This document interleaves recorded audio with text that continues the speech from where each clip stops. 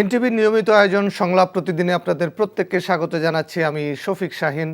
আশা করছি যে যেখানে আছেন ভালো আছেন, নিরাপদে আছেন। দর্শক, ইনকিলাব মঞ্চের মুখপাত্র শরীফ ওসমান হাদির উপর টার্গেট হামলার পর এখন জীবন মৃত্যুর সন্ধিক্ষণে তিনি। সন্দেহভাজন হামলাকারীর পরিচয় প্রকাশ পেলেও এখনও ধরাছোঁয়ার বাইরে অস্ত্রধারী। গণ অধিকার পরিষদ সভাপতি নুরুল হক নূর, এবি পার্টির সাধারণ সম্পাদক ব্যারিস্টার আসাদুজ্জামান ফুয়াদ এবং সর্বশেষ হামলার শিকার হাদি। এগুলো কি বিচ্ছিন্ন ঘটনা নাকি পরিকল্পিত, টার্গেটেড কিনা? হাদির উপর হামলাকারী অস্ত্রসহ ধরা পড়েনি বা অস্ত্রসহ ধরা পড়েছিল। তার জামিন প্রক্রিয়া, দ্রুত গতিতে কারাগার থেকে বের হওয়া নিয়ে রয়েছে বিস্ময়কর তথ্য। তবে কি ঘরের শত্রু ইন্ধন পাচ্ছে বাইরে থেকে? আলোচনার জন্য আজকে উপস্থিত আছেন মানবাধিকার সংগঠক নূর খান। নূর খান, আপনাকে আমন্ত্রণ জানাচ্ছি। আমার বাম পাশে আছেন এবি পার্টির সাধারণ সম্পাদক ব্যারিস্টার আসাদুজ্জামান ফুয়াদ এবং জবানের সম্পাদক রেজাউল করিম রনি। আপনাদের দুজনকেই আমন্ত্রণ জানাচ্ছি আজকে এই আলোচনার জন্য। আপনারা যদি অনুমোদন দেন তাহলে আমি নূর খান লিটনকে দিয়ে শুরু করতে চাই আমাদের আজকের আলোচনা। জনাব নূর খান, কি আলামত দেখতে পাচ্ছেন? হাদির উপর এই ঘটনা কি বিচ্ছিন্ন নাকি অন্য কিছু ইঙ্গিত দিচ্ছে? দেখেন, ঘটনার যে গুরুত্ব, যে ব্যাপ্তি, যে টার্গেট যাকে করা হয়েছে, সব কিছু মিলিয়ে এইটাকে হালকা করে দেখার সুযোগ তো নেই। বরং এইভাবে যদি আমরা চিন্তা করি যে নির্বাচন ঘোষণার আগের থেকেই যেই ধরনের সংঘাত, যেই ধরনের সন্ত্রাস আমরা দেখেছি রাজনৈতিক অঙ্গনে, সেটি আমাদের একটা ধারণা ছিল যে নির্বাচন কেন্দ্রিক হয়ে গেলে হয়তো এই জায়গাটা একটু প্রশমিত হবে। কিন্তু দুর্ভাগ্যজনক হচ্ছে নির্বাচন ঘোষণার 24 ঘন্টারও কম সময়ের মধ্যে আমরা দেখলাম যে সম্ভাব্য একজন প্রার্থী যিনি তার নির্বাচনী প্রচারণা চালাচ্ছিলেন তাকে একেবারে টার্গেট করে, কারণ যেটুক সিসিটিভি ফুটেজ যেটুক দেখা গেছে, পত্রপত্রিকায় যে ধরনের খবর বেরিয়েছে এবং সোশ্যাল মিডিয়াতে যা এসছে তাতে পরিষ্কার যে তাকে টার্গেট করেই এই ঘটনাটি ঘটছে। এবং তাকে টার্গেট করে যে হামলাটা হয়েছে, তিনি তো জীবন মৃত্যুর সন্ধিক্ষণে আছেন। এত সুনিপুণভাবে এটি এমন একটি গোষ্ঠী দ্বারা করেছে যারা প্রশিক্ষিত, যারা পেশাদার। এর বাইরে তো আর বলার কোনো সুযোগ নাই যে কয়েকজন ইচ্ছা হলো ঘটনায়। এটা এমন না যে হই হুল্লার হয়েছে তাকে আক্রমণ করেছে। ব্যাপারটা খুবই টার্গেটেড এবং যতটুকু বিভিন্ন বর্ণনা পাচ্ছি সেই জিনিসটা সত্য কি মিথ্যা এটা ইনভেস্টিগেশনের ভিতর দিয়ে বেরিয়ে আসবে। তাতে তো এরকম যে এই ঘটনাটি ঘটার জন্য অনেক পূর্ব পরিকল্পনা ছিল, পূর্ব প্রস্তুতি ছিল এবং তারা তার সাথে মিশে গিয়েছিল, এরকম শোনা যাচ্ছে। কতটা সত্য, কতটা ধারণা প্রসূত, এটা আমরা পরবর্তীতে জানতে পারব। কিন্তু যেইভাবে যত নিকট থেকে গুলিটা করেছে এবং যেই পয়েন্টে গুলিটা করেছে, এটা তো মানুষকে হত্যা করার জন্যই করে। এটা এরকম না যে ভয় দেখানোর জন্য। এটা করার 24 ঘন্টাও যায়নি, আমরা লক্ষ্মীপুরে নির্বাচনী অফিসে হামলা হতে পেট্রোল বোমা অগ্নিসংযোগের ঘটনা দেখলাম। তো এই ধরনের ঘটনা যদি চলমান থাকে তাহলে তো একটা সহজ সমীকরণ, সহজ একটা মন্তব্য করার সুযোগ আছে, সেটা হচ্ছে নির্বাচন যাতে না হয়। এটি এই ধরনের ঘটনার একটি লক্ষ্য হতে পারে। অর্থাৎ এক ধরনের অস্থিরতা তৈরি করা, নির্বাচন যাতে না হয় সেটা। এখন প্রশ্ন হচ্ছে নির্বাচন যাতে না হয় তাতে কার লাভ কার ক্ষতি, কারা এটা করতে পারে, এইটা একটা আলোচনার জায়গা আসতে পারে। আর আপনি দেখেন, একটা তো হচ্ছে বড় মোটা দাগে এইটা। আরেকটা জিনিস দেখেন, আমাদের যারা আছেন, যারা নির্বাচনের পরিমণ্ডলে আছেন, এই নির্বাচন করবেন, তাদের ভিতর যে অসহিষ্ণুতা দেখছি আমি, নিজের দলের ভিতরেও আছে অসহিষ্ণুতা, প্রতিপক্ষের সাথেও অসহিষ্ণুতা। এবং এই 5ই আগস্টের পরে এই ধরনের ঘটনার আসলে তো আমরা একজন সাধারণ নাগরিক হিসাবে প্রত্যাশা করিনি। একজন মানবাধিকার কর্মী হিসাবে এটা আমাদের কল্পনা করতেও লাগে যে ওখানে একটা প্রচারণা হবে, আরেকজন প্রচার করবেন, মুখে যে যার মতো করে যৌক্তিক আলাপ আলোচনা করবেন, বক্তব্য রাখবেন, কিন্তু এ ডিম ফেকে মারবে, এর লাথি মারবে, এর গুতা মারবে, এই জায়গাটি তো আসলে গণতন্ত্রের জন্য সহায়ক হবে না। আবার এটাও ঠিক যে আমাদের রাজনৈতিক সংস্কৃতিতে এমন কিছু ভাষা আমরা লক্ষ্য করছি সাম্প্রতিককালে যেটি কোনো অবস্থাতে গ্রহণযোগ্য না, এবং এই ধরনের মানে ভাষা প্রয়োগ সুস্থ স্বাভাবিকও না। জি তো ওগুলিও কিন্তু, কারণ প্রত্যেকটা ক্রিয়ার তো প্রতিক্রিয়া আছে, সব এক একটা এক একভাবে প্রতিক্রিয়া দেখা দেয় সমাজে, জি আমরা একটু এবং অনেক কিছুকে স্বাভাবিক করে ফেলে। ঘটনার চক্রে একটা বড় ঘটনা মানুষের ভিতর স্বাভাবিকতা পেয়ে যায়। ফলে এই সব দিক বিবেচনা আমাদের রাখতে হবে। আর একটা অনুরোধ থাকবে যে এখন যে সময়টা আমরা পার করছি, এটা কিন্তু আমাদের জাতীয় জীবনে খুব কঠিন সময়, এবং এই কঠিন সময় আমরা যেন ধৈর্য ধারণ করি, আমরা যেন পরিস্থিতি মোকাবেলার জন্য প্রস্তুত থাকি, আমরা যেন স্বাভাবিক গতিতে, যাতে তদন্তটা হয় স্বাধীনভাবে স্বাভাবিক গতিতে, সেইটার জন্য আমরা করতে পারি। কারণ কোনো ধরনের গুজব, কোনো ধরনের প্রচারণায় কিন্তু সমগ্র বিষয়টা ঘোলাটে হয়ে যেতে পারে, এবং যেটা অনেক ক্ষতি হবে জাতির জন্য। আপনাকে ধন্যবাদ। আমরা আপনার কাছে আসবো। ব্যারিস্টার ফুয়াদ, ভাই বলছিলেন নূর খান যে এটা একটা পরিকল্পিত হামলা। এর আগে আমরা দেখলাম যে গণ অধিকার পরিষদের সভাপতি নুরুল হক, নুরুর উপরে এরকম পরিকল্পিতভাবে হামলা করা হয়েছিল, তাকে বাঁশ দিয়ে গুলি করা হয়েছিল, তাকে পেটানো হয়েছিল। আপনি নির্বাচনী প্রচারণায় বরিশালে গেলেন, সেখানে আপনি একটা অপ্রীতিকর পরিস্থিতির মুখে পড়লেন। হাদি, তার উপরে যে হামলা হতে পারে শঙ্কা ছিল, তাকে থ্রেট করা হলো। তো আসলে কেউই কি নিরাপদ না? ধন্যবাদ। প্রথম কথা হচ্ছে যে একটা তৃতীয় বিশ্বের রাষ্ট্র, কেন আমরা বলি যে একটা থার্ড ওয়ার্ল্ড কান্ট্রি, কেন এই দেশের থেকে মানুষ চলে যেতে চায়, এদেশে ছেলেমেয়েরা কেন একটা সার্টেন টাইমের পরে লেখাপড়ার উসিলায় বলেন, উচ্চতর পেশার উসিলায় বলেন, যে কোনোভাবে হোক তারা মাইগ্রেট করতে চায়। এই চাওয়ার একটা বড় জায়গা হচ্ছে যে আমরা আসলে রাষ্ট্র বানাতে পারি নাই, যে রাষ্ট্রটার জন্য আমরা বারবার লড়াই করেছি। আমরা 47 সালে চেষ্টা করেছি একটা রাষ্ট্র বানানোর জন্য, আমরা পারি নাই। আমরা 71 সালে চেষ্টা করেছি একটা রাষ্ট্র বানানোর জন্য, সেই রাষ্ট্রটা বানাতে পারি নাই। না বানাতে পারানোর কারণে যেটা হচ্ছে যে বারবারই অস্থিরতাগুলো আমাদের জাতীয় জীবনে ফেরত আসছে, বিভিন্ন ফর্মে আসে। 75 আকারে আসে, 81 আকারে আসে, 90 আকারে আসে, 111 আকারে আসে, 2024-এর জুলাই আগস্ট আকারে আসে। অতএব এটার সমাধান হচ্ছে যে আমাদের জাতীয় জীবনের এই ব্যর্থতার জায়গাটা খুঁজে বের করা দরকার, যে আমরা কেন 5 দশক অথবা যদি 7 দশক ধরেন পাকিস্তান আন্দোলন ধরে, যে আমরা কেন এই জনগোষ্ঠী 2টা রাষ্ট্র বানাইছে কিন্তু কোনো রাষ্ট্রটাকে কার্যকর করতে পারছে না, কেন, সমস্যাটা কোথায়? এবং এই সমস্যার গোড়ায় যদি হাত দেয়া না যায়, সিম্পলি আপনি নির্বাচন করবেন, অন্তর্বর্তীকালীন সরকার বানাবেন, ঐকমত্য কমিশন, জুলাই সনদ বানাবে, এই বানানোর প্রক্রিয়ার মধ্য দিয়েই দিন শেষে আপনি দেখবেন আপনি আবার স্কোয়ার ওয়ানে চলে আসছেন, আপনি দিন শেষে আবার আগের জায়গায় চলে আসছেন। আপনি দেখেন বছরের শুরু থেকে ফেব্রুয়ারিতে শুরু করে আমরা কমিশনে কত সুন্দর সুন্দর টক মিষ্টি ঝাল আলোচনা করলাম, যারা যারা করলাম এখন তারাই একজন আরেকজনকে আওয়ামী লীগের মতো করে শত্রু মনে করছে, এবং একজন আরেকজনকে বিনাশ করে দেওয়া, মানে নির্বংশ করে দেবার লড়াই করছে। একজন আরেকজনকে পুরাতন আমলের 71-এর ট্যাগ দেওয়া, আবার ফ্যাসিবাদের ট্যাগ দেওয়া, আওয়ামী লীগের মতো করে সেই ট্যাগের রাজনীতিটা চলছে। অথচ সবাই কিন্তু মজলুম। গত 16 বছরের তুলনাতে তারা কিন্তু সবাই আওয়ামী লীগের হাতে, এই রাষ্ট্রের হাতে মজলুম ছিল, নিপীড়নের শিকার, এবং খুব হালকা পাত্রা নিপীড়ন না, চরম নিপীড়নের শিকার। এবং এই নিপীড়নের মাত্রাটা কি, এটা এই নূর খান লিটন ভাইয়ের মতো মানুষ, মানবাধিকার কর্মী যারা গুম কমিশনে কাজ করছেন, তারা আসলে ভিতরটা দেখেছেন যে এই অন্ধ গুহাটার গভীরতা আসলে কত গভীর। এটা ওই পলাশির সময় আমরা যে পড়েছি না, ব্ল্যাক হোলের কথা বলছি না, যে ব্রিটিশ সোলজারদেরকে নিয়ে হোলের ভিতরে রেখে মেরে ফেলছে। তো সেই জায়গাতে হচ্ছে আমাদের ফেইলিওরের একটা, মানে সিমটমের কথা আপনি বলেছেন আর কি, নুরুর কথা বললেন, অথবা হাদির কথা, অথবা আমার কথা, অথবা আরও সবার একটা জেনারেল সেন্স অফ ইনসিকিউরিটি আছে মানুষের।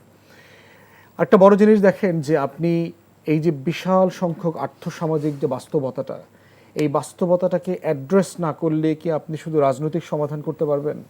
এই যে রাজনৈতিক দলের পিছনে দেখবেন যে প্রচুর গুন্ডা পান্ডা টাইপের লোকরা, অমুক নেতা জিন্দাবাদ, তমুক নেতা জিন্দাবাদ, সবচেয়ে এলাকার সবচেয়ে বড় ক্রিমিনাল, কালোবাজারি, মাদক ব্যবসায়ী, যে গত 1.5 বছরে ধরেন হাজার হাজার আওয়ামী লীগের নেতাকর্মীর জামিন করাইছে এমন আইনজীবী, এই বাটপারদের পিছনে অমুক ভাইয়ের চরিত্র ফুলের মতো পবিত্র স্লোগান দেয়।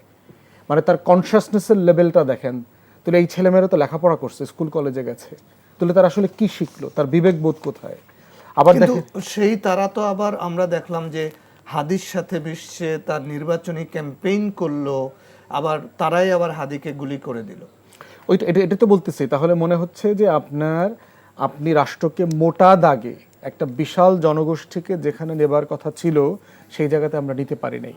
যারা বলছেন এই সামান্য কতগুলো মানুষ বিভিন্ন ব্যতিক্রম ধর্মী কারণে ভিন্ন ধর্মী মানুষ হয়ে আসছে, হয়তো পরিবারের কারণে অথবা কোনো রাজনৈতিক মতাদর্শের কারণে, ধর্মীয় মূল্যবোধের কারণে, অন্য যে কোনো ফ্যাক্টর এখানে হয়তো কাজ করেছে। কিন্তু পশ্চিমের রাষ্ট্রগুলোতে আমরা দেখেছি যে রাষ্ট্র শিক্ষা ব্যবস্থার মধ্য দিয়ে তার নাগরিকদের নাগরিক মূল্যবোধটা তৈরি করে, যে আসলে নাগরিকতাটা মানেটা কি। আমরা এই নাগরিক শিক্ষা ব্যবস্থাটা কখনো তৈরি করতে পারি নাই। আমার রাষ্ট্রে শিক্ষিত জনগোষ্ঠীর আপনার সংজ্ঞা হচ্ছে যিনি টিপসই দিতে পারেন, যিনি স্বাক্ষর করতে পারেন, তিনি হচ্ছে শিক্ষিত মানুষ। এবং সেই মানুষের সংখ্যা আমার 70% প্লাস। তাহলে সেই মানুষের সংখ্যা 70% প্লাস হইলে আপনার প্রত্যেকটা নির্বাচনে কোটি কোটি টাকা খরচ করতে হয় কেন? যদি আপনার জনগোষ্ঠী শিক্ষিত হয়, আপনার এত টাকা তো নির্বাচনে লাগার কথা না। পশ্চিমের নির্বাচনে আপনার এত টাকা তো লাগে না, ভোট কেনা লাগে না তো। তাহলে ভোট কিনতে হচ্ছে কেন? তাহলে ভোট কিনতে হচ্ছে মানে এটা হচ্ছে আসলে আপনার ভোটার নাই। আপনার 18 বছর মানুষের তালিকা আছে, যে কাদের বয়স এই রাষ্ট্রে 18 বছর হয়েছে, সেই মানুষদের তালিকা আছে। এই মানুষগুলোকে তো আপনি ভোটার বানান নাই। তারা সংখ্যার ভোটার, তারা তো চিন্তার ভোটার না, বিবেকের ভোটার না। এই বিবেকের ভোটার না হওয়া পর্যন্ত এই রাষ্ট্রের কোনো সমস্যার, কোনো সংকটের সমাধান আপনি করতে পারবেন না। জি জনাব ফুয়াদ, আমরা একটু রেজাউল করিম রনির কাছে যাই। জনাব রনি, অসহিষ্ণুতার কথা বলছিলেন নূর খান ভাই, বললেন যে আমাদের রাষ্ট্র কাঠামো, আমাদের যে নাগরিক তৈরি হওয়া সেটা হয়নি।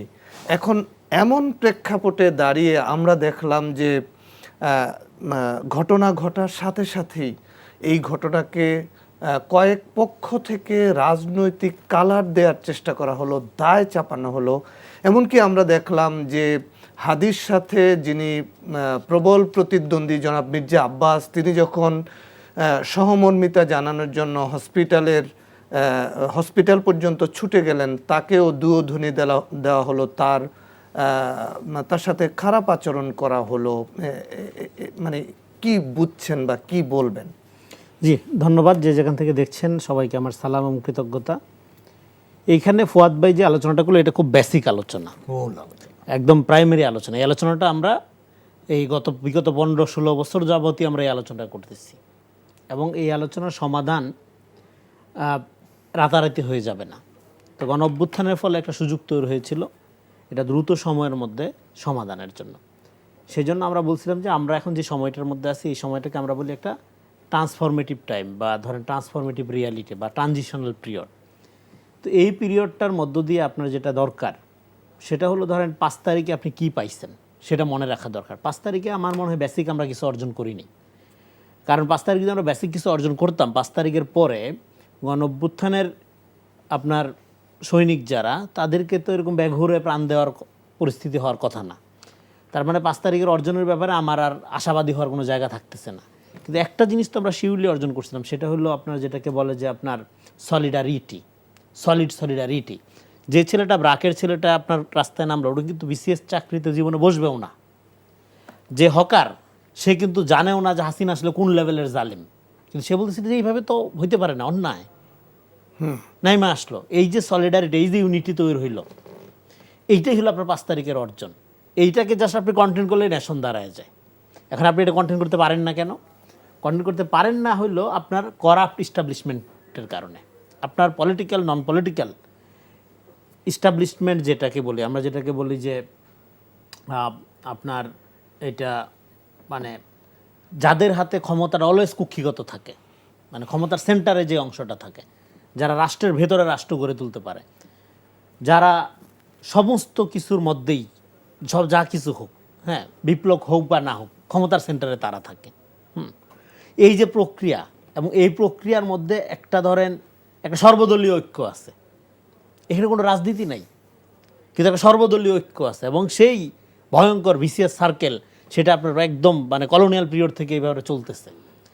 ফলে এই জন্য আপনার ব্রেক্টের কবিতার মতো বলতে হয় যে আপনার বিপ্লব হোক বা না হোক, সাধারণ মানুষের ভাগ্য কীভাবে পরিবর্তন হয়, কতটুকু পরিবর্তন হয়, পরিবর্তন হয় এতটুকুই যে ফকির আগে ঘোড়ায় করে ভিক্ষা করতো, তারপর তার ঘোড়াটাও চলে যায়, সে পায়ে হেঁটে ভিক্ষা করে। হ্যাঁ, তো আপনি সাধারণ মানুষের দিক থেকে চিন্তা করেন, 1.5 বছরের বেশি সময় হচ্ছে সাধারণ মানুষের আজকে জিনিসপত্রের দাম বলেন, জননিরাপত্তা বলেন, ঘুষ ছাড়া চাকরির যে আকাঙ্ক্ষার যেটার ভিতর দিয়ে আন্দোলনই উঠে আসলো, গণঅভ্যুত্থান উঠে আসলো, কোন জিনিসটা আপনি সিকিউর হয়েছে, এবং সিকিউর যে হয় নাই, না হইয়া বরং এখানে আজকে আওয়ামী লীগ একটা আত্মঘাতী সংগঠন, এটা আগেই আত্মঘাতী ছিল, এখন এটা গুপ্ত ঘাতকের আপনার ভূমিকায় যে অবতীর্ণ হয়েছে, এটা কীভাবে সম্ভব হইল? সম্ভব হয়েছে এটা ইনসাইড জব আকারে। এবং এই ইনসাইড জব কীভাবে ত্বরান্বিত হইল? ইনসাইড জব ত্বরান্বিত হয়েছে পলিটিক্যাল ফোর্সগুলোর কারণে। এই জন্য আমি বলছিলাম কি, আওয়ামী লীগ কি? আওয়ামী লীগ হলো একটা নফসানিয়াত, এটা একটা ক্যারেক্টারিস্টিক্স, এটা একটা বৈশিষ্ট্য, এটা শুধুমাত্র কোনো সংগঠন না। সেই বৈশিষ্ট্য আপনি যদি জামাত হয়ে বিএনপি হয়ে ধারণ করেন, আপনি একটা আওয়ামী লীগার, নাম আলাদা, আপনার সাইনবোর্ড আলাদা। কিন্তু আপনি যখন মনে করবেন যে যে কোনো মূল্যে ছলে বলে কৌশলে মাঠটা আমার দখলে রাখতে হবে, আপনি যেই দলই করেন আপনি আওয়ামী লীগ। আপনি যদি মনে করেন যে প্রশাসনটা আমার নিয়ন্ত্রণে থাকতে হবে, আমার লোকটাই সবচেয়ে সেরা ভালো লোক, যোগ্যতা থাকবে না থাকুক তাকে ওই পদে বসাইতে হবে, আপনি আওয়ামী লীগ। আপনি যেই নামই ধারণ করেন না কেন সাইনবোর্ডে।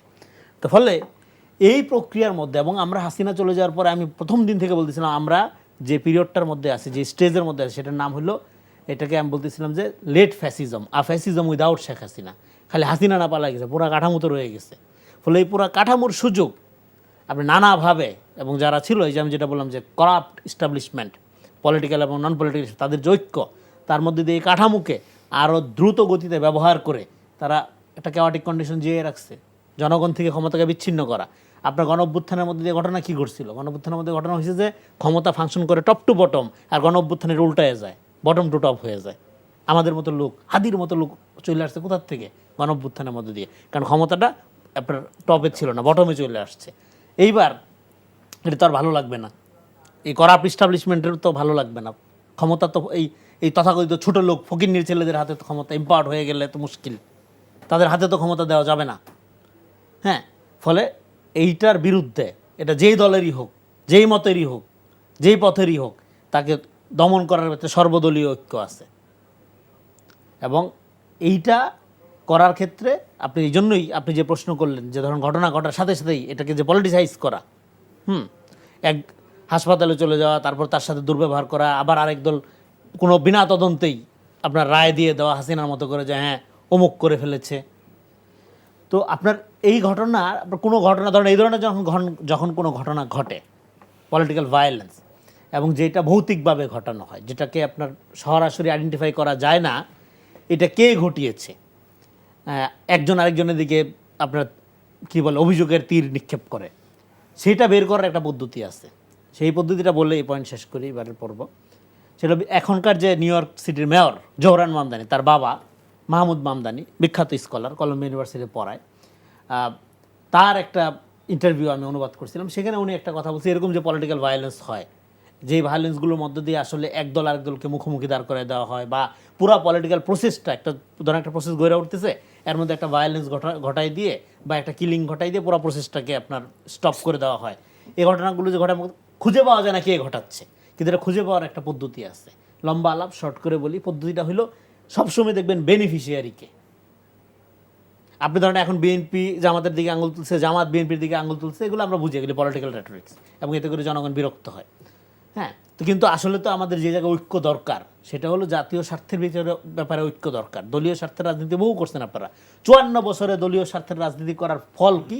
বাংলাদেশ রাষ্ট্র হয়নি, জি, ক্ষমতার সাথে জনগণের সম্পর্ক স্থাপন হয় না। ফলে এই ধরনের ভায়োলেন্সের ঘটনা যখন ঘটবে, আমরা তখন পলিটিক্যাল দলগুলোর যারা রাজনীতি করেন বা রাজনীতি সমর্থক, আপনাদেরকে অতি উৎসাহী প্রোপাগান্ডিস্টের ভূমিকায় অবতীর্ণ হওয়ার থেকে বিরত থাকতে হবে। আপনারা বের করবেন ওই মাহমুদ মামদানির সিম্পল সূত্র দিয়া যে এই ঘটনার বেনিফিশিয়ারিকে, এখন ধরেন গণঅভ্যুত্থানের ভোকাল আমি বলতেছি না যে হাদির পজিশন আপনার পছন্দ করতে হবে, হাদির সব কথার সাথে আপনার একমত হইতে হবে, কিন্তু গণঅভ্যুত্থানের এইরকম একটা, এই যে যেটা বললাম যে ক্ষমতার যে বটমে চলে আসা, হ্যাঁ, নিউ এম্পাওয়ারমেন্টের একটা সিম্বল, এরকম একটা শক্তি এলিমেন্ট হয়ে গেলে, ক্ষতিগ্রস্ত হইলে, সমাজ থেকে সরে গেলে কে এম্পাওয়ার্ড হয়, কার লাভবান হয়, কে লাভবান হয় এর মধ্যে দিয়ে, কার স্বার্থ হাসিল হয়, কে বেনিফিশিয়ারি হয়, সেই এই ঘটনা ঘটাইছে বা তারাই সেই গোষ্ঠী সেই বর্গই এই ঘটনা ঘটাইছে। Very ধন্যবাদ simple হিসাব।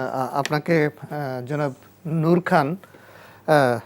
এই যে যে অস্ত্রধারী যার ছবি প্রকাশ করা হয়েছে এবং ডিএমপির পক্ষ থেকে তাকে ধরিয়ে দেওয়ার জন্য 50 লাখ টাকা পুরস্কার ঘোষণা করা হয়েছে, তো তাকে তো এই আইনশৃঙ্খলা রক্ষাকারী বাহিনী ধরেছিল, তাকে কারাগারে পাঠিয়েছিল।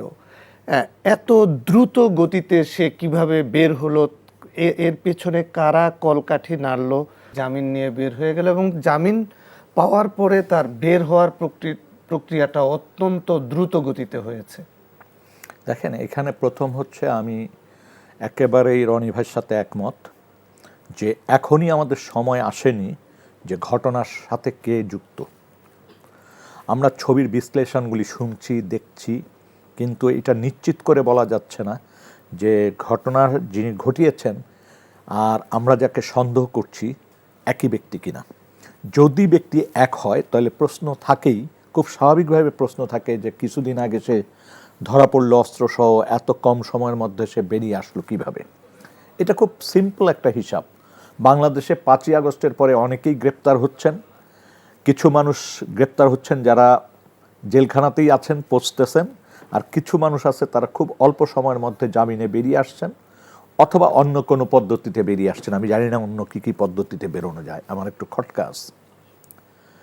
তো খুব স্বাভাবিকভাবে যদি আমরা ধরে নেই যুক্তির খাতিরে, কারণ আমি আসলে তদন্ত চলাকালীন সময়ে নিশ্চিত করে বলার পক্ষে না, আমি মনে করি এই তদন্ত, কারণ আমি আজকে একটা ভিডিও দেখলাম সামাজিক যোগাযোগ মাধ্যমে, একটা ছেলে নিজেকে প্রদর্শন করতেছে, তার ডান পাশ বাম পাশ সব দেখাচ্ছে এবং সে বলতেছে যে আপনারা যাকে সন্দেহ করছেন আমি সেই ব্যক্তি না, কারণ আমার দেখেন চুল বড়, ওর যে ঘটনা ঘটিয়েছে তার চুল ছোট। আমি একটু আগে এখানে এসেই আমি এটা দেখলাম ভিডিওটা। তা আমিও মনে করি যে ইনভেস্টিগেশন চলাকালীন যদি আমরা একটা দাগ টেনে দেই যে ঘটনা ঘটিয়েছে মিস্টার এক্স, তাহলে সম্ভবত আমরা রাইট ট্র্যাকে নাও যেতে পারি। চলছে তো, এখন পর্যন্ত নিশ্চিত করে বলার সময় হয়নি। নিশ্চিত করে তখনই আমরা বলতে পারবো যখন ওই ব্যক্তি আটক হবে, ওই ব্যক্তির অস্ত্র উদ্ধার হবে, ওই ব্যক্তির মোটরসাইকেল উদ্ধার হবে, তখন সব 2, 2, 4 মিলে যাবে। তার আগ পর্যন্ত কিন্তু আমাদের সন্দেহ থেকে যাচ্ছে। এটা ঠিক, আপনি যে প্রসঙ্গটা টেনেছেন যে অস্ত্রধারী, আমি এই ব্যক্তির প্রসঙ্গে যাচ্ছি না, এটা সত্য। হাদির ঘটনা না ঘটলেও তো এরকম আমরা এই চিত্রটা আমরা করতে দেখছি, পারতাম। এই চিত্রটা আমরা দেখছি যে অস্ত্রসহ ধরা পড়ার পর বা একটা মানুষ একটা খুনের সাথে জড়িত, সে ধরা পড়ার পর খুব অল্প সময়ের মধ্যে সে জামিন পেয়ে বেরিয়ে যাচ্ছে। এই জিনিসটা কিন্তু মানে সামঞ্জস্যপূর্ণ কোনো বিষয় না। এই জিনিসটা তারাই ঘটাতে পারে যাদের প্রবল প্রতিপত্তি আছে, ক্ষমতা আছে, সেটা অর্থের ক্ষমতা হোক, রাজনীতির ক্ষমতা হোক, কেবলমাত্র তারাই পারে। আর একটা জিনিস দেখেন, আমরা শুধু এখন মানে আমাদের চেহারার সামনে ভেসে উঠতেছে নির্বাচনের প্রতিদ্বন্দ্বিতাপূর্ণ মানে প্রতিদ্বন্দ্বী গ্রুপের দিকে, এর বাইরে কিন্তু কিছু শক্তি আছে, এটাকে আপনাকে বিবেচনায় রাখতে হবে। এবং সেই শক্তিটা তারাই যারা তাদের একটা টার্গেট থাকে, সেই টার্গেটটা হতে পারে এখন যে নির্বাচন না হওয়া, এটা একটা টার্গেট হতে পারে এবং তারা কিন্তু সক্রিয় হয়ে যেতে পারে এবং তারা বুঝে যে নির্বাচন না করতে গেলে কোন ঘটনাটি ঘটাতে হবে এবং কার ঘাড়ে দোষটা চাপাইতে পারা যায় বা কারে দিয়ে প্রচারণা চাপানো যায়, এটা একটা। আরেকটা হচ্ছে পতিত স্বৈরাচারের তো বক্তব্য বিবৃতি আমরা দেখছি, যদি এআই দিয়ে না তৈরি হয়, তাদের যে বক্তব্য বিবৃতি গত 4-5 দিন ধরে আমরা লক্ষ্য করেছি, সেখানে আশঙ্কা করার জায়গা আছে যে তারা একটা অস্থিতিশীল পরিবেশ তৈরি করার জন্য একটা গ্রুপ তৈরি করেছে, সশস্ত্র লাইনে তারা মুভ করার চেষ্টা করছে, এটার সম্ভাবনা কিন্তু আছে। এবং এই ধরনের গ্রুপ যখন করে তখন যেটা দেখা যায়, আপনি যে প্রসঙ্গটা টেনেছেন যে এরা গ্রেপ্তার হবে এবং নানান সময় নানান সুযোগ ব্যবহার করে তারা বেরিয়েও আসবে। আবার তারা ঘটনা ঘটাবে, আবার যাবে, আবার কোনো না কোনো সুতায় তারা আবার বেরিয়ে আসবে। এটি তখনই বন্ধ করা সম্ভব ছিল যখন ওই জিনিসটা আমরা ভেঙে দিতে পারতাম। 5 তারিখে তো এটা ভাঙা সম্ভব হয়নি, ভাঙতে পারিনি। এবং 5 তারিখ পরবর্তীতেও উপরায় যদি ফেলতে নাও পারি, 5 তারিখের পরে রাজনৈতিক দলগুলো যদি একটা মতে আসতে পারত, একটা আলোচনার মধ্য দিয়ে একটা জায়গায় যদি তারা আসতে পারত, তাহলে কিন্তু আজকের এই যে শঙ্কার জায়গা থাকতো না। আজকে অমুক কবে আসবে না, কেন আসতেছে না, এইসব প্রসঙ্গ আসতো না। জি। এবং গতকালকে দেখেন, এটা আমি আবারও বলি, একজন আরেকজনের উপর দোষ চাপিয়ে দিয়েছে। এটা হচ্ছে উত্তেজনার মুহূর্তে নির্বাচনী প্রতিদ্বন্দ্বী গ্রুপ এরকম ধারণার থেকে এটা করতে পারে। এটাকে খুব বেশি গুরুত্ব দেওয়ার পক্ষে আমি না, তবে অনাকাঙ্ক্ষিত এগুলি না ঘটানোই আজকের যে অবস্থাটা চলছে সেই জায়গাটা আমাদের খেয়াল রাখতে হবে। আর যদি ওই ব্যক্তি সেই ব্যক্তি হয়ে থাকে যেই ব্যক্তি গুলি চালিয়েছে, সে কিছুদিন আগে অস্ত্রসহ গ্রেপ্তার হয়েছে, তারপর জামিন পেয়েছে, তাহলে এইখানটাও তদন্তটা যাওয়া দরকার। একটা হচ্ছে ঘটনার তদন্ত, যদি সে দোষী সাব্যস্ত হয় ফাইন। আরেকটা হচ্ছে সে কী করে অস্ত্র নিয়ে ধরা পড়ার অল্প সময়ের মধ্যে জামিনে বেরিয়ে আসলো, কী ডকুমেন্টস সে দিয়েছিল, কোন জায়গা ফাঁক রেখেছিল, কোন তদন্তকারী অফিসার, তাদের পর্যায় পর্যন্ত যেতে হবে। কারণ আমাদের মনে রাখতে হবে আমরা কিন্তু খুব সহ্যশীল জাতি হয়ে গেছি। নিজের ঘরের ভিতর না ঘটলে আমরা মনে করি না। এই যে দিনের পর দিন গুমের ঘটনা ঘটেছে, ক্রসফায়ারের ঘটনা ঘটেছে, আমরা আমাদের জায়গার থেকে এটার একটা মূল্যায়ন করেছি, কিন্তু যখন আমাদের ঘরে এসে থাবা দিয়েছে তখন আমরা একটু নড়ে চড়ে বসছি।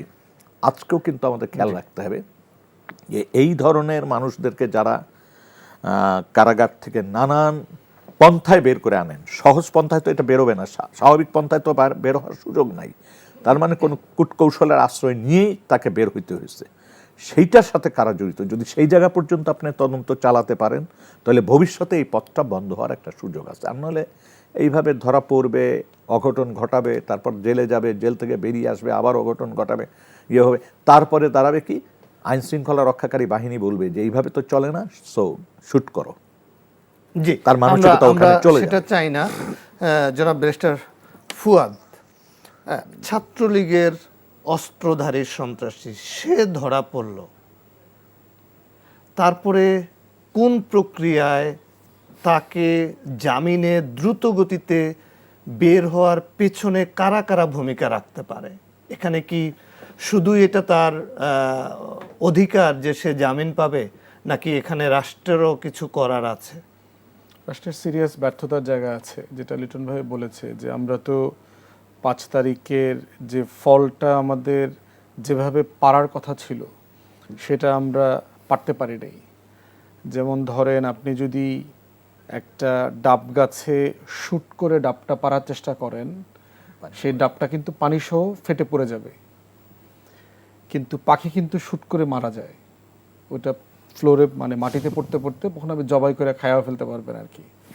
তাহলে 5 তারিখের ফলটা কোন প্রক্রিয়াতে আহরণ করা দরকার ছিল, এটা সম্মিলিতভাবে রাজনৈতিক দলগুলো ব্যর্থ হয়েছে। যেটা প্রয়োজন ছিল রাজনৈতিক দলগুলোর নেতৃত্বে সরকার গঠন প্রক্রিয়া শুরু হওয়া, সেটা না হয়ে এটা আপনার ক্যান্টনমেন্ট থেকে বঙ্গভবন হয়ে 72 সালের সংবিধানে ঢুকে গেছে, টোটালটা আওয়ামী ফ্রেমে ঢুকে গেছে।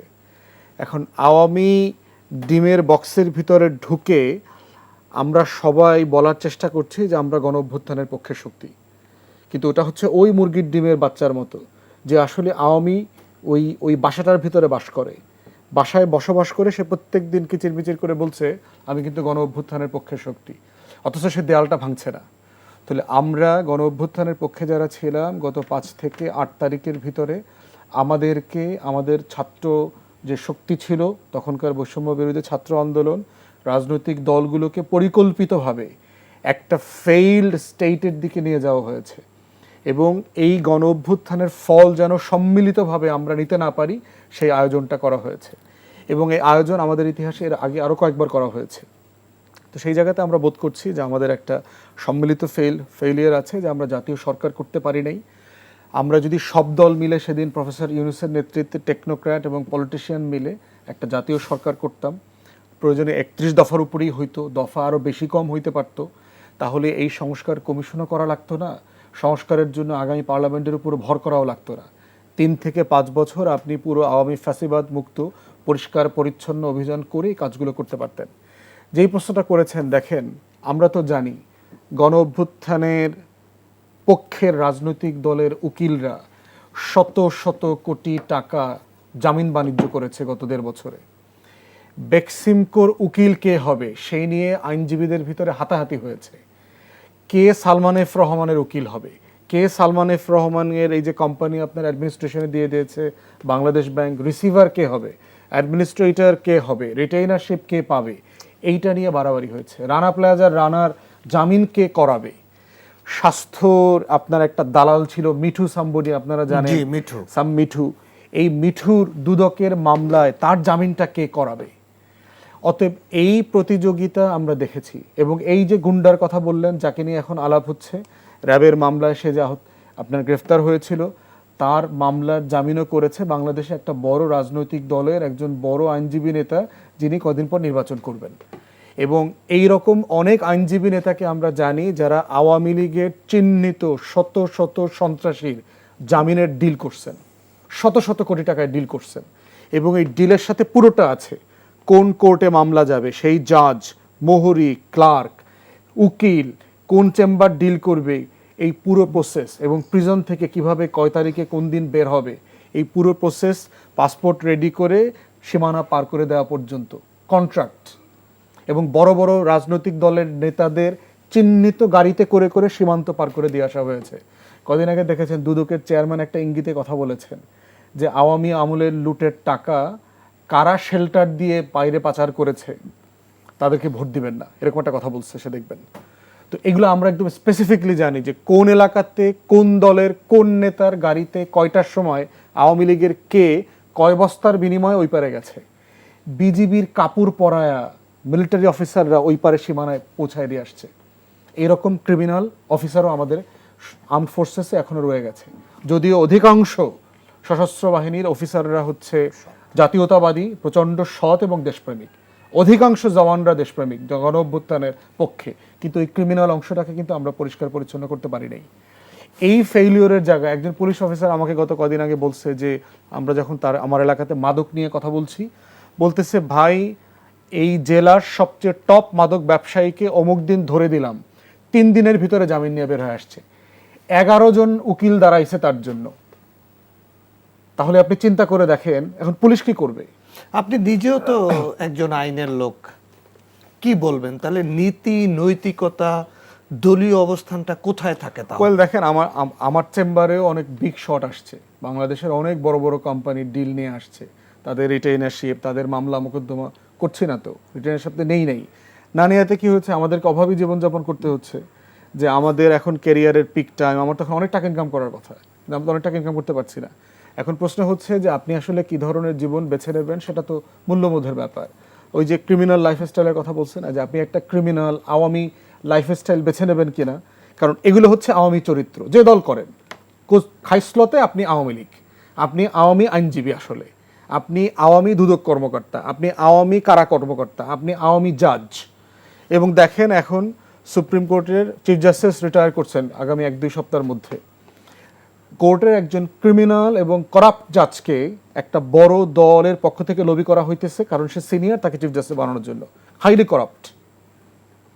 এখন আপনি তাকে সুপারসিড করা যাবে না, এখানে নৈতিকতার জায়গাটা কোথায়? সুপারসিড করা যাবে না, তিনি মোস্ট সিনিয়র যদি মোস্ট করাপ্ট হয়, ক্রিমিনাল হয়, আওয়ামী দোসর হয়, তাকে আপনি চিফ জাস্টিস করবেন? Practically possible. দুদকের মামলাতেও একই অবস্থা আমরা দেখতে পাচ্ছি, পুরো ক্রিমিনাল সিন্ডিকেট, দুদকের অ্যাপয়েন্টেড প্রসিকিউটর, মানে তার পক্ষে লড়ার যে আইনজীবী, তিনি পর্যন্ত কম্প্রোমাইজড হয়ে একসাথে ডিলের অংশ নিচ্ছেন। এই রাষ্ট্রটা এত পচে গেছে ভিতর থেকে, মানে এই রাষ্ট্রের কানা খন্দকে শুধুমাত্র মির্জাফর আর ঘসেটি বেগম, তারা আজাদির পতাকা, লাল সবুজের পতাকা নিয়ে নিয়ে ঘোরে, কিন্তু আপাত মস্তক তারা হচ্ছে একটা জীবন্ত ইবলিস। মির্জাফর, জগৎ শেঠ, উমিচাঁদ, রায়দুল্লভেরা, এরা প্রতিদিন এই রাষ্ট্রকে পলাশির মতো করে, লেন্দুব দর্জির মতো করে বেচে দেয়, কিন্তু তা সে লাল পাসপোর্ট, মানে বাংলাদেশি পাসপোর্ট, লাল রঙের ডিপ্লোম্যাটিক পাসপোর্ট ক্যারি করে সে ঘোরে। জনাব রনি, বড় বড় রাজনৈতিক দলের বড় বড় আইনজীবী সমর্থকরা তারা অনৈতিক কাজের সাথে জড়িত, ব্যারিস্টার ফুয়াদ যে কথাগুলি বললেন। জি ধন্যবাদ। দেখেন সেটা শুধু আইনজীবীর অঙ্গন কেন, কোন অঙ্গনে এই জিনিসটা নাই, কোন জায়গায় এই সিন্ডিকেটটা গইরা ওঠে নাই, এবং 5 তারিখের পরে এই সিন্ডিকেটটাকে যে যার দখলে নেওয়ার জন্য একটা অন্ধ প্রতিযোগিতার মধ্যে লিপ্ত হয়েছে, এবং এটা কি বল বিভৎস প্রতিযোগিতায় লিপ্ত হয়েছে, যার বলি হচ্ছে আজকে এই সাধারণ মানুষ, বিশেষ করে অভ্যুত্থানের অগ্রভাগে যারা ছিল তারা। দেখেন, তারাশঙ্করের একটা কথা আছে, আইন তুমি ভালোই বুঝো বটে, কিন্তু ন্যায় অন্যায় বিষয়টা ঠিক এত সহজ না। আপনি ধরেন একজন ক্রিমিনাল খুনি, হ্যাঁ, এর আগে আমরা দেখছি আবরার ফাহাদের খুনিদের পক্ষে একজন দাঁড়ায় গেছে, হ্যাঁ, এখন আবার এই যে জামিনদার বড় দলের একজন আইনজীবী দাঁড়ায় যাচ্ছে। ফলে হ্যাঁ, আইনজীবী ধরেন ফুয়াদ ভাইদের মতো আইনজীবীও তো আছে, বা আরও নর্মাল আইনজীবীও তো আছে, বা যে কোনো পেশায় অনেস্ট লোকও আছে। তো ফলে যে কোনো পেশার আপনার এই ধরনের পেশা, ধরেন আইনজীবী, ডাক্তার বা সাংবাদিক, এই ধরনের পেশাগুলোর একটা বৈশিষ্ট্য হলো যে এগুলো বেসিক্যালি এক ধরনের সামাজিক সেবামূলক পেশা, দায়বদ্ধতা, একটা দায়বদ্ধতা, একটা স্বচ্ছতা, মানুষ এক ধরনের একটা সার্ভিস পাইতে নৈতিকতা। চায়, হ্যাঁ, একটা সার্ভিস পাইতে চায়, এক ধরনের প্রফেশনালিজম মেনটেন করা দরকার। তা না করে আপনি যদি ধরেন সমাজে, যেমন ডাক্তার যদি আশা করে যে যত ক্রিটিক্যাল রোগী হবে তত আমার ব্যবসা ভালো হবে, হ্যাঁ, বা আইনজীবী যদি আশা করে যত খারাপ লোক হবে আমার অবস্থা তত ভালো হবে, তাহলে সেই সমাজের পরিণতি কী হবে, সেই সমাজের অবস্থা কী হতে পারে, সেটাই হলো আমাদের সমাজে হয়েছে। ফলে আমাদের সমাজে যেটা আপনারা ধরেন যে এখানে সমস্যাটা, মূল সমস্যাটা কোথায়, মানুষের কোনো মর্যাদাবোধ নেই। মানুষের মর্যাদাবোধ না থাকার ফলে যেটা হয়, মানুষ খুব ম্যাটেরিয়ালি দ্রুত নিজেকে আপনার গেইন করতে চায়, করে সে মর্যাদাবান হতে চায়, মানে যাতে উঠতে চায়, টাকা পয়সা ইনকাম করতে চায় বেসিক্যালি। এবং টাকা পয়সা ইনকাম করতে গিয়ে সে যেটা হয় যে হেন কোনো করাপশন নাই তার মধ্যে সে নিজেকে জড়িত করে না, হ্যাঁ, যে যেই দলই করুক। তো এর মধ্য দিয়ে যেটা হয় যে ধরেন মানুষ যদি অন্যায় করে সজ্ঞানে জেনে শুনে, তখন আসলে মানুষের যে সম্ভাবনা এটা মরে যায়, সে মানুষের আর কোনো সম্ভাবনা থাকে না। ফলে বাংলাদেশে যেটা হয়েছে, ধরেন হাসিনার বিরুদ্ধে এই 15-17 বছর এত আন্দোলন হইলো, এত মাইর খাইলো, মানুষের এই চৈতন্য উদয় তো হয়নি। 5 তারিখে কেন হইলো এটা জিনিসটা বুঝতে হবে, কেন হয়নি? কারণ মানুষ মনে করছে আচ্ছা বিএনপি মারতেছে, ও জামাত মারতেছে, মারো, আমি চেষ্টা করি ছেলেটাকে 20 লাখ টাকা দিয়ে প্রশ্ন কিনা কীভাবে বিসিএস ক্যাডার বানানো যায়, আমি চেষ্টা করি মেয়েটাকে কীভাবে মেডিকেলের প্রশ্ন 10 লাখ টাকার প্রশ্ন, হ্যাঁ, 5 লাখে কিনা ডাক্তার বানানো যায়, আমি ভালো থাকবো, হ্যাঁ। ফলে আমাদের মধ্যে এই যে কালেকটিভ কনসাসনেস যেটা, নাগরিক বোধ যেটা, হ্যাঁ, সেটা কোনোভাবেই গইরা ওঠেনি। গইরা না ওঠার কারণে হয় কি, আমাদের একটা কমিউনিটি হয়নি। হ্যাঁ, আমরা একটা রাষ্ট্র পেয়ে ফেলছি, এটা একটা বিশাল অর্জন আমাদের, 1000 বছরের ইতিহাসের মধ্যে বাঙালি মুসলমান একটা রাষ্ট্র করে ফেলছে, এটা আমরা অন্যান্য কমিউনিটি থেকে এমনি দুনিয়ার ইতিহাসে আগায় গেছি। বাট এই আগায় যাওয়ার পরিণতি কী হয়েছে? আগায় যাওয়ার পরিণতি হয়েছে একটা কমিউনিটি, এবং আপনি নিজের জন্য যেটা ভালো সেটা যখন আপনি অন্যের জন্য ভালো মনে না করবেন, তখন আপনার সেন্স অফ বিলঙ্গিং তৈরি হয় না। বাংলাদেশ কি কেউ ভালোবাসে না? যেমন ধর ঢাকার শহর, আপনি যদি ঈদের সময় ঢাকা শহরে হাঁটেন বা ঢাকা শহরে পাড়া দেন, আপনাদের অনেক ভালো লাগে, মনে হয় যে ঢাকা শহর রিলিফ হচ্ছে, এত সুন্দর লাগে। তার মানে কি, এই ঢাকা শহরটা সবাই ডাস্টবিনের মতো মিস ইউজ করে, কেউ এটা প্রোটেক্ট করে না। জি, তার মানে আপনার কেয়ার, কনসেপ্ট অফ কেয়ার যেটা, আপনার একটা নেশন দাঁড়ায় কীভাবে, হ্যাঁ, আপনার কেয়ার লাগে মানুষের প্রতি, মানুষের আমাদের কোনো মর্যাদাবোধ নেই। এই কারণেই মুক্তিযুদ্ধের চেতনা গণহত্যাকারী হয়ে উঠতে পারছিল। কারণ হলো আপনি আমার পক্ষে না বিপক্ষে, এই আলোকে আমি শত্রু মিত্র নির্ধারণ করে এবার আপনাকে ইলিমিনেট করবো, আপনাকে আমি কুপায়ে মারবো। একইভাবে এই জন্য আমরা বলতেছিলাম যে ইডিওসেন্ট্রিক স্টুপিডিটি যেটা, এইটা অলওয়েজ আপনাকে একটা ফ্যাসিজমের দিকে নিয়ে যাবে, এটা ক্ষমতা পাইলে। এই জন্য আমাদেরকে ভ্যালু বেসড, যেটা ফুয়াদ ভাই বললো, যে মানুষের যে চরিত্র সেটা মূল্যবোধ ভিত্তিক, একটা ভ্যালু বেসড, এটা শুধু মানুষের চরিত্র না, এটা রাষ্ট্রের চরিত্রের মধ্যে পতিত করতে হবে। রাষ্ট্র যখন ইডিওসেন্ট্রিক হবে তখন সে ফ্যাসিস্ট হয়ে উঠবে ক্ষমতা হাতে পাওয়ার সাথে সাথে। এই জন্য আমরা বলতেছি কি, দল যার যার, রাষ্ট্র সবার। আমাদের এমন একটা রাষ্ট্র লাগবে, আমার দল কোনোদিন ক্ষমতা যাবে না কিন্তু কোনো সমস্যা নেই, আমার গায়ে একটা ফুলের টোকাও লাগবে না, আমার মর্যাদা বোধের কোনো হানি হবে না, এরকম একটা জায়গায় দেখার জন্যই তো জীবন দিছে জেনজি। 5 তারিখের আকাঙ্ক্ষা কি? হাসিনার মতো কোনো রাষ্ট্র কাঠামো আমরা দেখতে চাই না। ভেরি সিম্পল, আপনি রাষ্ট্র গঠন করা খুবই সহজ। 5 তারিখে আপনাকে দেখাই দিচ্ছে কি, আমি যেটা অনেক আগে বলছিলাম, একদম 5 তারিখের পর হাসিনার ছবিটা পকেটে রাখেন, যখন ভুলে যাবেন বাইর করে দেখেন, হাসিনা যা করছে ঠিক তার উল্টাটা করেন, বাংলাদেশ দাঁড়াই যাবে। জি, ধন্যবাদ আপনাকে। জনাব ফুয়াদ, আমরা দেখলাম যে স্বরাষ্ট্র উপদেষ্টা সচিবালয়ে ঘোষণা দিয়েছে যে যারা জুলাই যোদ্ধা তাদের নিরাপত্তা নিশ্চিত করবে, এবং আপনারা যারা নির্বাচন করছেন, নির্বাচনে যারা প্রার্থী তারা চাইলে অস্ত্রের লাইসেন্স নিতে পারবেন। এসব করে কি আসলে নিরাপত্তা নিশ্চিত করা যায় কিনা যদি সংক্ষেপে বলেন, আমরা একদম শেষ প্রান্তে আছি। না, যাবে না। প্রথম কথা হচ্ছে স্বরাষ্ট্র উপদেষ্টার সচিব দুজনকে সরানো দরকার। দুজনই তাদের পারফরমেন্স ওয়াইজ হাইলি ইনকম্পিটেন্ট এবং তারা বরাবরই অযোগ্যতার পরিচয় দিয়েছেন। তাদের ব্যাপারে আমরা বারবার ইন্টারনালি পরামর্শ যেমন দিয়েছি, পাবলিকলিও কথা বলেছি, কিন্তু তাদের একটা মানুষের জীবনের সবচেয়ে বড় যোগ্যতা হচ্ছে নিজের অযোগ্যতা সম্পর্কে জানা, যে আমি কি করতে পারি এবং কি করতে পারি না, এতটুকু বোঝা হইল একটা মানুষের জীবনের at the height of his qualification competence. যেই মানুষগুলোর এতটুকু বোঝার সামর্থ্য নাই যে আমি এই পদের জন্য ফিট না, মানে আমি আলুর খবর নিতে গেছি, দেশে আইনশৃঙ্খলা পরিস্থিতির অবস্থা ভালো না, এই ধরনের ফাত্রা উপদেষ্টাদেরকে এখনও আমাদেরকে উপদেষ্টা দেখা লাগতেছে। মানে অন্তর্বর্তীকালীন সরকারটা এমন একটা সুশীল সরকার হয়েছে যাদের অধিকাংশ আওয়ামী লীগের সময় ভালো ছিল, এক দুইজন ছাড়া, এবং আওয়ামী লীগ ফিরে আসলেও তারা খুব বেশি ক্ষতিগ্রস্ত হবেন না। এই বাস্তবতায় যেটা হয়েছে, তারা প্রতিদিন গণ অভ্যুত্থানকে বেঁচে দিয়েছেন এবং কালেকটিভলি আমাদের সবাইকে দিল্লির হেজিমনির বিরুদ্ধে আমরা যারা লড়াই করেছি এবং করে যাচ্ছি, আমাদেরকে সম্মিলিতভাবে বিপদের মধ্যে ফেলছেন। আমাদেরকে অস্ত্র দিবেন, আমাদের নিরাপত্তা দিবেন, তো কিভাবে দিবেন? আমি তো গত রোববারে আক্রমণের শিকার হইলাম, এক সপ্তাহ হয়ে গেছে, কিছু করেন নাই তো, কাউকে গ্রেফতার করেন নাই তো, রাজনৈতিক দলও কোনো তাদের ওই গুন্ডাদেরকে বহিষ্কার করে নাই, প্রশাসনও তাদেরকে গ্রেফতার করে নাই। এটার মধ্য দিয়ে আপনি বলছেন আপনি আমাকে আস্থা দিচ্ছেন, নির্বাচন ভালো হবে ইনশাল্লাহ মাশাল্লাহ। ইনশাল্লাহ মাশাল্লাহ নির্বাচন দিলে তো হাসিনাই ভালো দেশ চালাইতেছিল, তাহাজ্জুদ গুজার মহিলা, মানে কথায় কথায় পিএইচডি ডিগ্রিও যেমন নেয়, ওমরা হজও করে, বাটপাড়ির মানে জীবন্ত ইবলিশ শয়তান ফেরেশতা আকারে হাজির হয়েছিল বাংলাদেশে। এই ইবলিশ শয়তানের শাসনও তো আমরা দেখছি। তাহলে ইনশাল্লাহ মাশাল্লাহর উপর তো ভরসা করতে পারতেছি না। নির্বাচন কমিশনও বলতেছে ভরসা রাখেন, কেমনে ভরসা রাখবো? আপনারা তো প্রত্যেক দিন আমাদেরকে ফেল করছেন রাষ্ট্রটাকে। এবং তাদের যেটা ট্র্যাজেডি আমাদের জায়গা থেকে, সেটা হচ্ছে এই মানুষগুলো কিন্তু হিট লিস্টে নাম নাই, এই মানুষগুলো কিন্তু মরবে না। ধরো নির্বাচন কমিশনার যারা আছে ওদেরকে কিন্তু কেউ মারবে না, এই যারা অধিকাংশ অ্যাডভাইজাররা আছে এরা কিন্তু যার যার ওই যে কমফোর্ট জোনে ফিরে চলে যাবে, তাদেরকে কিন্তু অ্যাসাসিনেশন লিস্টে আনা হবে না। তাহলে যাদের রক্তের উপরে দাঁড়ায় তারা ক্ষমতায় গেল, তাদেরকে বিপদগ্রস্ত অবস্থায় রেখে তারা তাদের কমফোর্ট জোনে চলে যাবে, প্রয়োজনে বিদেশ চলে যাবে, বিদেশি এনজিওতে চাকরি নেবে, জাতিসংঘের সাথে লবি করতেছে একটা চাকরি নিয়ে 2-3 বছরের জন্য চলে যাওয়া যায় কিনা, এই ধরনের কাজ করছে। তাই আমরা বলছি যে এই আগের যে অপারেশন ডেভিল হান্টের যে নাটক আমরা দেখেছি, ওই নাটকে বাংলাদেশে আইন শৃঙ্খলার উন্নতি হয়নি। আর এখনো ওই নাটকের দ্বিতীয় পর্ব যে মঞ্চস্থ করবার চেষ্টা করছেন, বলছেন এই নাটকের উপর আমাদের আস্থা নাই, বাট আমরা চাই আস্থা আনবার মতো একটা সিরিয়াস অপারেশন আপনারা করেন। জি, ধন্যবাদ আপনাকে। যেটা ব্যারিস্টার ফুয়াদ বলছিলেন যে আরেকটা অপারেশনের কথা ভাবছে সরকার, অবৈধ অস্ত্র যেগুলি খোয়া গেল না এখনো পর্যন্ত আইনশৃঙ্খলা রক্ষাকারী বাহিনী উদ্ধার করতে পারলো না, তাহলে কি অবৈধ অস্ত্রের ঝনঝনানি আগামী নির্বাচনকে সামনে রেখে আরো বাড়বে কিনা, এই আশঙ্কা আছে কিনা? আপনি একদম সংক্ষেপে বলবেন, আমরা আমি শেষ একদম পর্যায়ে আছি। সংক্ষেপে একটা কথা বলি যে উপদেষ্টা যে বক্তব্য দিয়েছেন অস্ত্রের লাইসেন্স দিয়ে দাও, আরে ভাই শেখ হাসিনা তো চাকর বাকর সবাইয়ের লাইসেন্স দিয়ে দিয়েছিল, সেটার প্রয়োগ তো আমরা দেখছি কি হয় 5ই আগস্টের আগে জনগণের উপরে ব্যবহার এবং করা এখন হয়েছিল। পর্যন্ত আমরা জানি না কত লাইসেন্স দেওয়া হয়েছে, তার লাইসেন্স হোল্ডার কারা, অস্ত্রগুলি কাদের কাছে আছে, এটাও আমরা ক্লিয়ার না।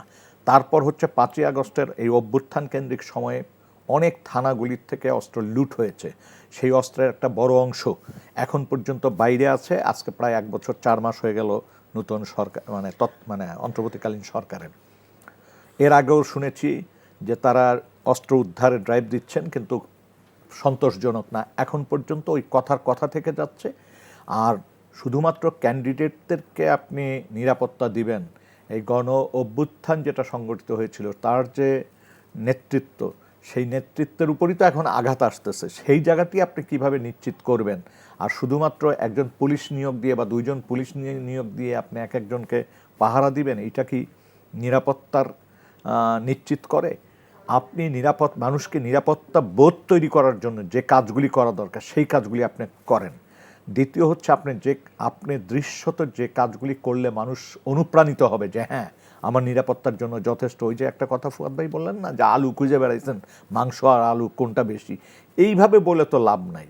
বরং আপনি এমনভাবে কার্যকর কিছু পদক্ষেপ গ্রহণ করেন যাতে কিনা মানুষের আস্থা আসবে, এক। দ্বিতীয় হচ্ছে দুর্বৃত্তরা যাতে বুঝে যে আমি ঘটনাটা ঘটিয়ে নিরাপদ থাকতে পারবো না, আমাকে আইনের আওতায় চলে আসতে হবে, সেরকম একটা পরিস্থিতি তৈরি করেন। আরেকটা জিনিস হচ্ছে দুর্ভাগ্যজনক হলেও সত্য 5 তারিখের পর থেকে রাজনৈতিক দলগুলিতে বিভিন্ন জায়গায় প্রতিদ্বন্দ্বিতা করছেন, কে কয়টা দখল করতে পারবেন, কে কয়টা পুলিশে পোস্টিং দিতে পারবেন, কে কয়টা বিচারক নিয়োগ দিতে পারবেন, মানে ভয়াবহ। এই জায়গার থেকে আপনি কিভাবে সমাজটাকে মুক্ত করবেন, যদি সেইটা না করেন, আজকে বলে যাচ্ছি একটা কথা, নির্বাচন হয়তো হবে বা নির্বাচন হবে না, নতুন আর একটা কাঠামো আমরা হয়তো দেখব, নির্বাচিত হতে পারে, অনির্বাচিত হতে পারে, কিন্তু আমাদের সমস্যার সমাধান হবে না, অচিরেই আবার সব কিছু ধস নেমে যাবে। ওকে। সুতরাং সেই জায়গাটির থেকে মানুষ যাতে রক্ষা পায়, রাজনৈতিক দলই দিন শেষে তাদেরই দায়িত্ব, এবং তারা আদর্শিক জায়গায় নিজেদের রাজনীতিটাকে ধারণ করেন, আদর্শিক সংগ্রাম দলের ভিতর চালান, প্রতিদ্বন্দ্বী দলসমূহের ভিতর আদর্শিক লড়াইটা করেন, সেই জায়গা থেকে আপনি একটা সুন্দর সমাজ, সুন্দর রাষ্ট্র, সুন্দর সরকার আমাদেরকে দেন। ধন্যবাদ আপনাদের তিনজনকেই। আমরা আজকে এখানেই শেষ করছি। দর্শক, আপনারা দেখছিলেন সংলাপ প্রতিদিন অনুষ্ঠান। আমরা আজকে এখানেই শেষ করব। ইনকিলাব মঞ্চের মুখপাত্র হাদির সুস্থতা কামনা করে, আল্লাহ যেন তাকে সুস্থ করে দেন। আপনারা সবাই ভালো থাকবেন, নিরাপদে থাকবেন।